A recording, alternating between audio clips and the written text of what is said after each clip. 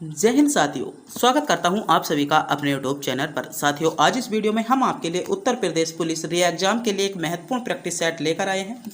आज के सभी क्वेश्चन सिलेक्टेड और इम्पोर्टेंट क्वेश्चन होने वाले हैं। आज के प्रैक्टिस सेट के माध्यम से आप यह जज कर सकते हो कि आपको किस लेवल की तैयारी करनी है, क्योंकि यह प्रैक्टिस सेट आपका एग्जाम पैटर्न पर बनाया गया है। जिस प्रकार आपसे एग्जामिनर एग्जाम में क्वेश्चन पूछता है, उसी प्रकार आपका यह प्रैक्टिस सेट बनाया गया है और एग्जाम की दृष्टि से बहुत ज़्यादा महत्वपूर्ण, इंपॉर्टेंट और गोल्डन क्वेश्चन के साथ यह प्रैक्टिस सेट बनाया गया है, जो आपके लिए बहुत ज़्यादा इंपॉर्टेंट होने वाला है। तो इस प्रैक्टिस सेट को पूरा ध्यान से जरूर देखिएगा और पहले हमारे चैनल पर नए हो तो चैनल को सब्सक्राइब, वीडियो को लाइक और अपने दोस्तों के पास वीडियो को शेयर जरूर कर दें, जो आपका भी दोस्त उत्तर प्रदेश पुलिस री एग्जाम की तैयारी कर रहा हो। तो बिना टाइम गवाए करते हैं वीडियो को स्टार्ट। आपका पहला क्वेश्चन है भारतीय मुद्रा। आपसे क्वेश्चन पूछा गया है भारतीय मुद्रा में 2000 रुपये के नोट का आकार क्या होता है। आपने देखा होगा जो आपका अभी हाल ही फिलहाल में जो आपका पेपर हुआ था उत्तर प्रदेश पुलिस का, उसमें 2000 के नोट से बहुत ज़्यादा संबंधित क्वेश्चन पूछे गए थे और यह सब क्वेश्चन 2000 के नोट से संबंधित 2018 भारत भर्ती जो थी उसमें भी क्वेश्चन पूछे गए थे।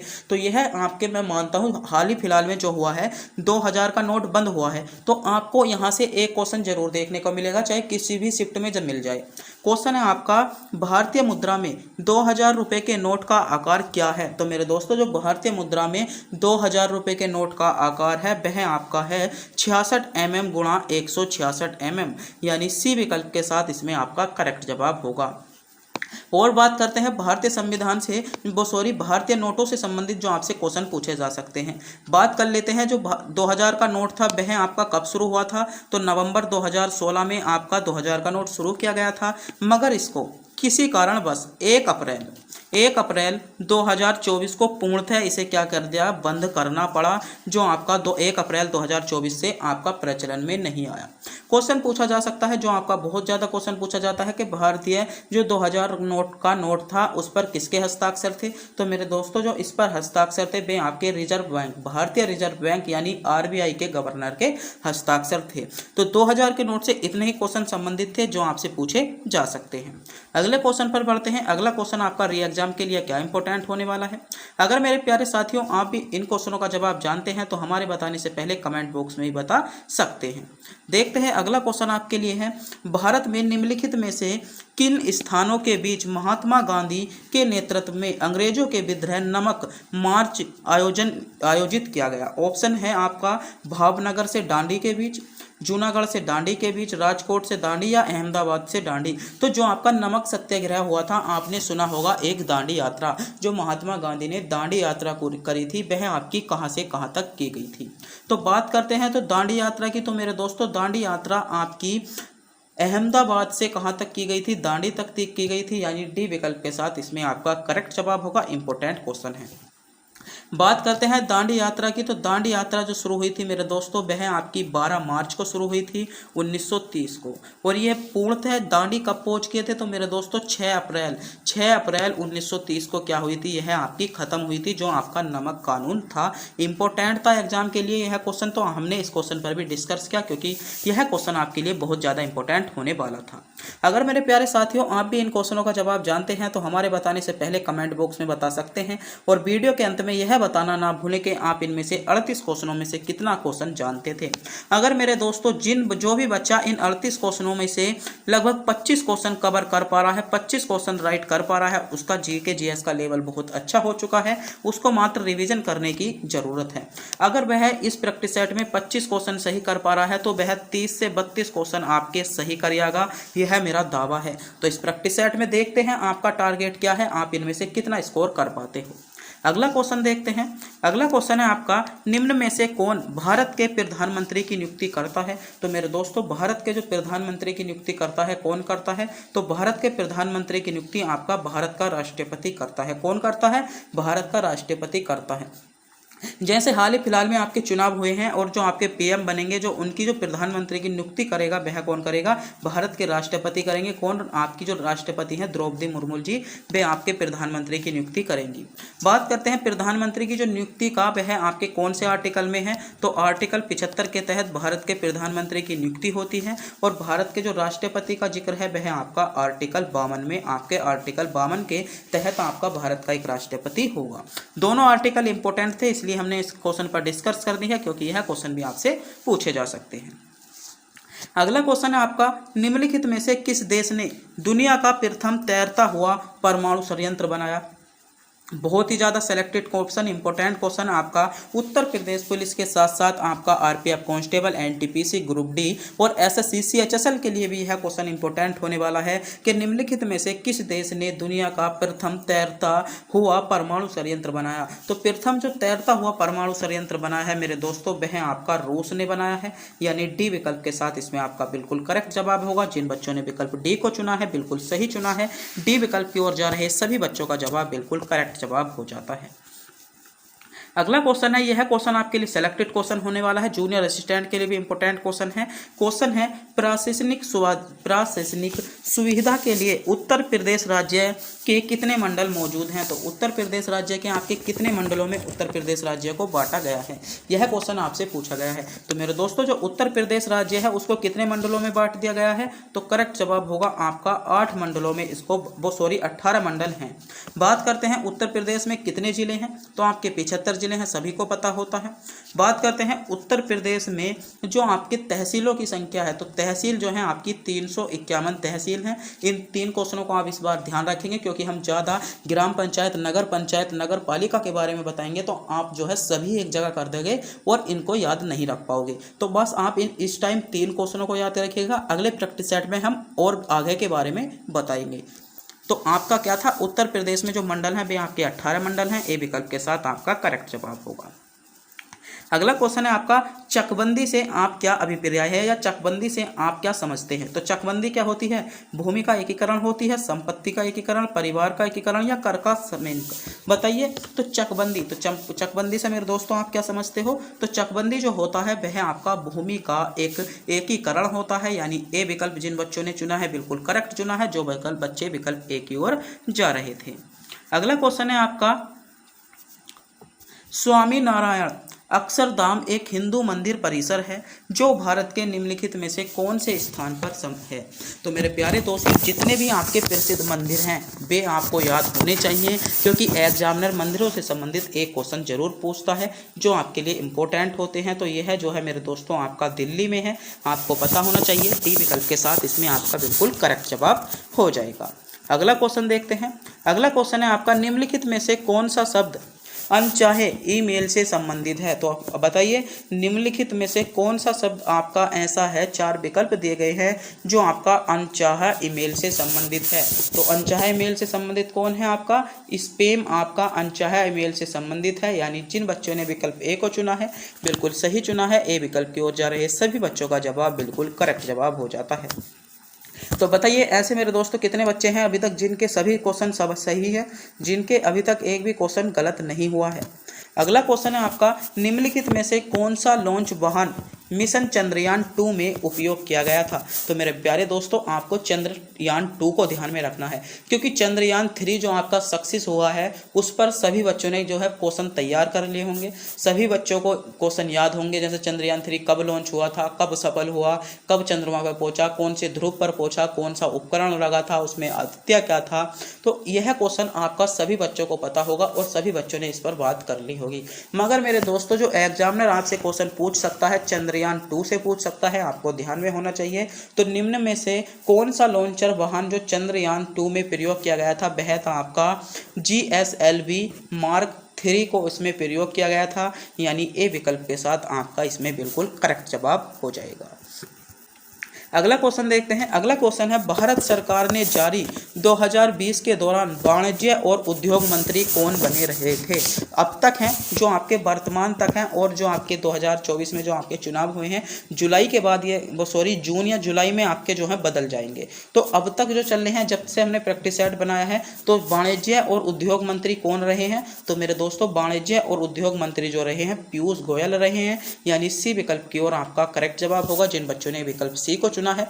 अगर किसी बच्चों को मेरे प्यारे साथियों मंत्रिमंडल याद नहीं है तो वो घबराए नहीं, क्योंकि जो नया मंत्रिमंडल उसको याद करना है। आपका अगले मंथ में नया मंत्रिमंडल चयन हो जाएगा, जो आपका चेंज हो जाएगा, और नए मंत्रिमंडल को आप याद कर सकते हो। इसको आप डिस्ट्रॉय कर दो, क्योंकि इसको अब याद रखने की जरूरत नहीं है, जो आपका प्राचीन मंत्रिमंडल हो गया है। अगले क्वेश्चन पर बढ़ते हैं। अगला क्वेश्चन है, ग्लोबल वेव इंडेक्स 2020 के अनुसार दुनिया के औसतन उपभोक्ता प्रतिदिन सोशल मीडिया पर कितने समय व्यतीत करते हैं? तो प्रतिदिन जो सोशल मीडिया पर व्यतीत करते हैं 144 मिनट प्रतिदिन व्यतीत करते हैं, यानी ए विकल्प जिन बच्चों ने चुना है बिल्कुल करेक्ट चुना है। ए विकल्प की ओर जा रहे सभी बच्चों का जवाब बिल्कुल करेक्ट जवाब हो जाता है। अगला क्वेश्चन है, भारत में जीएसटी के दोहरे मॉडल को किस देश से चुना गया है? तो मेरे दोस्तों, जो भारत में जीएसटी के दोहरे मॉडल को जो चुना गया है वह आपका कहां से लिया गया है? तो करेक्ट जवाब होगा आपका यूके। इसमें ए विकल्प के साथ आपका करेक्ट जवाब हो जाएगा। कहां से लिया गया है? यूके के दोहरे मॉडल को चुना गया है, यानी ए विकल्प की ओर जा रहे सभी बच्चों का जवाब बिल्कुल करेक्ट जवाब इसमें निकल कर आता है। अगला क्वेश्चन है आपका, कपास प्रौद्योगिकी पर अनुसंधान के लिए केंद्रीय संस्था कहाँ पर स्थित है? तो कपास प्रौद्योगिकी पर जो अनुसंधान के लिए एक केंद्रीय संस्था कहाँ पर स्थित है? तो मेरे दोस्तों, कपास जो अनुसंधान प्रौद्योगिकी है वह कहाँ पर है? तो आपका यह क्वेश्चन आपसे पूछा गया था, यानी दिल्ली में है। यानी जो बच्चे विकल्प सी की ओर जा रहे थे बिल्कुल करेक्ट जा रहे थे, जिन बच्चों ने विकल्प सी को चुना है। तो मेरे प्यारे साथियों, अगर आप अभी तक हमारे चैनल पर नए हो, चैनल को सब्सक्राइब नहीं किया है, तो एक बार चैनल को सब्सक्राइब जरूर कर दें, क्योंकि हम आपके लिए उत्तर प्रदेश पुलिस री एग्जाम से रिलेटिव बहुत ही इंपॉर्टेंट प्रैक्टिस सेट लेकर आते हैं, जिसके सभी क्वेश्चन आपके लिए इंपॉर्टेंट और बहुत ही ज़्यादा गोल्डन क्वेश्चन होते हैं। अगला क्वेश्चन है आपका, CAPF या CPO के सर्वश्रेष्ठ पुलिस प्रशिक्षण संस्थानों के विजेता को प्रतिवर्ष कितनी ट्रॉफी प्रदान की जाती है? संक्षिप्त रूप से अपने सामान्य अर्थ में प्रयोग किए गए विकल्पों के अनुसार चुनना है आपको। तो कितनी ट्रॉफी प्रदान की जाती हैं? तो मेरे दोस्तों, आपका जो इसमें सही जवाब होगा 3 ट्रॉफी प्रदान की जाती हैं। सी विकल्प के साथ आपका करेक्ट जवाब हो जाता है। अगला क्वेश्चन है, निम्न जीवों में से किसकी यौगिक आंखें होती हैं? तो निम्नलिखित जीवों में से किसकी यौगिक आंखें होती हैं? तो यौगिक आंखें जो होती हैं मेरे दोस्तों, आपकी ड्रैगन मक्खी की यौगिक आंखें होती हैं, यानी ए विकल्प के साथ आपका करेक्ट जवाब होगा। अगला क्वेश्चन है आपका, भारत छोड़ो आंदोलन, जो आपका भारत छोड़ो आंदोलन 1942 झारखंड के किस नेता के नेतृत्व में लड़ा गया था? तो भारत छोड़ो आंदोलन जो था मेरे दोस्तों, वह झारखंड के ऐसे कौन से नेता थे जिनके नेतृत्व में लड़ा गया था? तो कौन से नेता थे? तो चूनाराम मोहतो जो थे वे आपके झारखंड के नेता थे, यानी बी विकल्प इसमें आपका करेक्ट जवाब होगा। अगला क्वेश्चन है आपका, राष्ट्रीय मानवाधिकार आयोग NHRC के कितने सदस्य होते हैं? यह क्वेश्चन आपका इंपॉर्टेंट क्वेश्चन बनकर आता है कि राष्ट्रीय मानव आयोग NHRC के जो सदस्य होते हैं मेरे दोस्तों, वे आपके 6 सदस्य होते हैं। यानी जिन बच्चों ने विकल्प सी को चुना है बिल्कुल करेक्ट चुना है। सी विकल्प की ओर जा रहे सभी बच्चों का जवाब बिल्कुल करेक्ट जवाब निकल कर आता है। अगला क्वेश्चन है, भारत के उस पड़ोसी देश का नाम बताइए जिसके साथ भारत और जापान ने मई 2019 में ईस्ट कंटेनर टर्मिनल को संयुक्त रूप से विकसित करने के लिए एक समझौते पर हस्ताक्षर किए थे। तो वह आपका भारत का कौन सा पड़ोसी देश था? तो वह मेरे दोस्तों जो भारत का पड़ोसी देश था वह था आपका श्रीलंका, यानी डी विकल्प इसमें आपका करेक्ट जवाब होगा। जो भारत और जापान ने ईस्ट कंटेनर टर्मिनल के संयुक्त रूप से विकसित करने के लिए जो हस्ताक्षर किए थे मेरे दोस्तों, वह आपकी श्रीलंका ने किए थे, यानी डी विकल्प के साथ आपका करेक्ट जवाब होगा। और अति महत्वपूर्ण क्वेश्चन आपका क्वेश्चन आ गया है। क्वेश्चन है, भारत की निम्नलिखित नदियों में से किसका नाम संस्कृत शब्द लवणावारी से लिया गया है जिसका अर्थ नमकीन नदी है? तो कौन सा हो जाएगा? तो लूणी, इसमें लूणी डी विकल्प के साथ आपका करेक्ट जवाब हो जाएगा। अगला क्वेश्चन है अंगूर की खेती को आमतौर पर क्या कहा जाता है। तो मेरे दोस्तों जितने भी आपके कल्चर हैं, कल्चर्स आपके लिए उत्तर प्रदेश पुलिस के लिए बहुत ही ज़्यादा इंपॉर्टेंट होने वाले हैं। कल्चर से संबंधित आपको एक क्वेश्चन पूछा जाता है और बहुत ही ज़्यादा इंपॉर्टेंट क्वेश्चन बन जाता है। तो कल्चर को आपको ध्यान में रखना होगा। कल्चर आपको सभी कल्चर याद रखने होंगे क्योंकि यहाँ से क्वेश्चन पूछा जाएगा। तो अंगूर की खेती को आमतौर पर कौन से कल्चर के नाम से जानते हैं। तो बीटो कल्चर के नाम से जानते हैं। कौन सा कल्चर? बीटो कल्चर। जिन बच्चों ने विकल्प डी को चुना है बिल्कुल करेक्ट चुना है। डी विकल्प आपका करेक्ट जवाब होगा। अगला क्वेश्चन है निम्नलिखित में से किस तारीख को अंतर्राष्ट्रीय शांति दिवस के रूप में बनाया जाता है। तो बताइए मेरे दोस्तों, सोचिएगा, समझिएगा, क्वेश्चन पर विचार कीजिएगा। आपको बताना होगा कि अंतर्राष्ट्रीय शांति दिवस के रूप में बनाया जाता है। तो अंतर्राष्ट्रीय शांति दिवस के रूप में जो बनाया जाता है मेरे दोस्तों, आपका 21 सितंबर को अंतर्राष्ट्रीय शांति दिवस के रूप में बनाया जाता है, यानी बी विकल्प के साथ इसमें आपका करेक्ट जवाब हो जाता है। अगला क्वेश्चन है आपका सीआरपीएफ का निम्नलिखित में से वह कौन सा विशेष विंग है जो दंगों और दंगों जैसी स्थितियों से निपटने के लिए बनाया गया था। ऑप्शन है केंद्रीय औद्योगिक सुरक्षा बल, राष्ट्रीय सुरक्षा गार्ड, होम गार्ड या रैपिड एक्स फोर्स। तो बताइए, तो उसमें जो आपका बिल्कुल करेक्ट जवाब होगा वह होगा आपका, इसमें जो आपने सही जवाब चुना है रैपिड एक्शन फोर्स आपका सही जवाब होगा। बात कर लेते हैं कि आपकी जो केंद्रीय औद्योगिक सुरक्षा बल यानी CISF था, यह आपका क्या था। तो CISF की जो मेरे दोस्तों आपकी दंगों जैसी स्थिति में निपटने के लिए जो रैपिड एक्शन फोर्स का गठन किया गया था, यानी डी विकल्प इसमें आपका बिल्कुल करेक्ट जवाब होगा। जिन बच्चों ने विकल्प डी को चुना है वह बिल्कुल सही चुना है। बात करते हैं CISF की। तो मेरे दोस्तों जो CISF का गठन हुआ था, कई बार गठन पूछ लिया जाता है, मैं एक बार बता दूं तो 1969 में CISF का गठन हुआ था। NSG का जो गठन हुआ था 1986 में हुआ था। और होमगार्ड का जो गठन हुआ था 1963 में हुआ था। और बात करते हैं रैपिड एक्शन फोर्स की, तो इसका गठन आपका 1991 में किया गया था।